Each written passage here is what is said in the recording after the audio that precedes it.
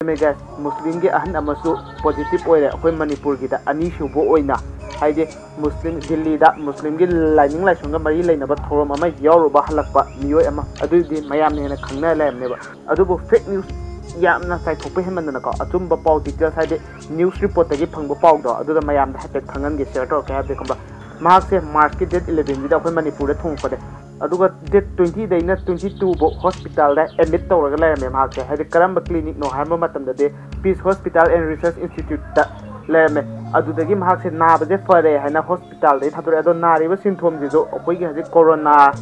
गी सिम्पटोम जे सिगा चप माने अदोना तापी एम अखोयना हाइबदा अदुगा सिदा आइना लाक्तनिबो पॉइंट दिको अतै केमना ते हादे कमरा अखोय जे कमरा जहाज अमद तुंग लैनेबा अचौबा जहाज अमद अखोयगी फुरुप मयाम अमजे पुंजला तुंग लैनेबा जहाज से होरे एबा होरगा इसिंग गी चंगप हौरेबा जहाज से मनुंग जिदा अदो अखोय जे पुला पुलगा लिंजे मानाना इसिंग दो मेलगा दे कमरा कन मंगम दोइनेबा लुपोय दोइनेबा हिंगौ दोइनेबा नेबा अखोय पुला पुन हिंमिना दोइनेबा कमरा अदुबो हाजी कमरा जहाज खोरैबे इसिंग को मेनदगे को कमरा सिजे कनाना खुलिनो कनाना थुगारमिनो कनाना हाना उई कदोबगी नंगना हाना मेनदे कदोबगी नंग चिंजनदे कदोबगी नंग हिंगलै हाना वारी वाताय साना लेबा सुमाना सो मरै माना लैतुम लंगनदना तौना लेरे अदुगा इसिंग गिदि नोंग नोमै सुनजुम हेकलै नोंग नोमै सिमिन कलै सिदे लुप खितादि कमरा नंगसु ऐसु अदुदगी छौरिबा नंगसु ngangiba नंगसु लोइना मक लुप्तोइने को कनामते हिंगोरो पुलप लुप्तोइने अदो सिदा को सरकारी साइट तगी को अगम लेवल दा टॉप लेवल दा हजि पॉक होटनरी हेना जो होटना म मखो रेडी दले कमाइना होटना गे दो हापेटन डिटेल्स ओइना मु हायके बाय रिपब्लिक ओइना अखोय मणिपुर स्टेट न टेस्ट तोइ को मी 78 टेस्ट तौरेबा टेस्ट तौबो मनुंग जिदा कोमरा मी अनि ने हजि कंफर्म ओइले अप्रैल की डेट 2 जे सिगी नुमित सिबुकी टेस्ट तौबगी वारी नि को सिगी नुमित सिदा वीडियो जे सेमजबनिना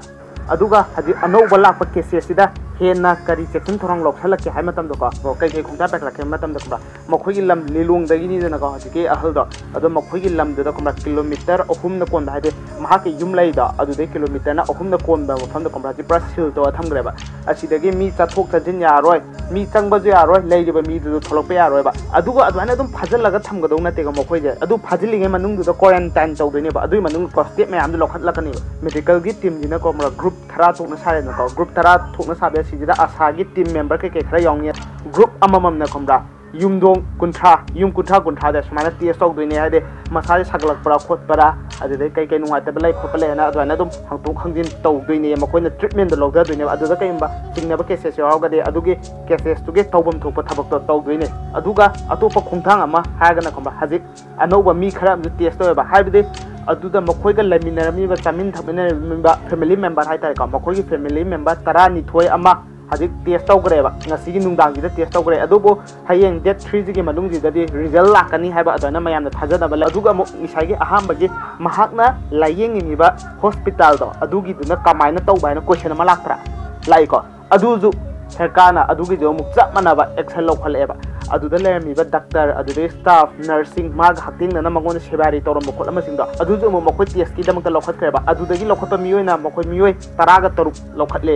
अदुगी रिजल्ट जो हयेंग चप मानना योमिनार अगनेबा एक्शन जे कामति लौखत केम तनबा हजि सही अहुंगी मनुंगजिदा ममांग हाइतारे को होकिबा सही अहुंगी ममांग जिगी मनुंगजिदा कमरा मेडिकल गी लाइन द लेरंबा रिपेयर चटखिबसिंग दो कमरा अदुदो को नौना कौखतला कमरा अदुइ मिफम फोंग्रेबा कईगुम्बा हजिक लैरिबा मेडिकल गी टीम जिना को अवाट अपा लाक्लागा जुको खमरा अदु मखोइजुनो मु मेंखतलागा मखोइदुगा पुन्ना वाक तौमिनाना बादा अदुदा मेडिकल गी टीम 150 मु लाएबा सि यामना फजन लौखलैबे एक्शन जिदा सिदा अखोइना सपोर्ट तौबम थोक्तबराबा अदुदि नते सिदा वाचोइ ngangnadana अरु कारन ngangnadana अदु तवेना फमजल लेने थाबे इंगांग तौनिंगाय लेत्रमनिना खमा वाचोइ ngangnा ले नै तौनिंगाय लेता सोका सानागेरा पबजी सानागेरा एरी मन्युंगेरा फिदिंग चोंगेरा फेसबुक दा वायरल चलनगेरा लाइकी दा वायरल चलनगा नै तौरो किसु कायदेबा अदुबो फोंग सारिबे इशू जिदा देखो यक्सन बिरकनोबा प्लीज असिदति मतम लेनबम दिल लेनबम टाइम पास तौबम तरखनोबा सि इशू दे चौब इशू नेबा अदुगा सुमाने इशू काना थोलेंगा जिदा कमरा अतुमने कनागुमना ने आइना कमेंट मचा आम पिरा कई दोइनो आइना स्टेटस दा वही मचा में इरा कई दोइनो हायोका मैगिक मचा जिने को मैजो मसे मैजा अदुना कमा नखोय मचा आमना कमरा प्रॉब्लम मचा आम थोरप मतम जे को अतु इशू कम्युनल गे ओइबो इशू उंखतनबगी ओइबो इशू अमा थोप याबै चांस से अदु मत चौवे जे असिदि कौबिगनो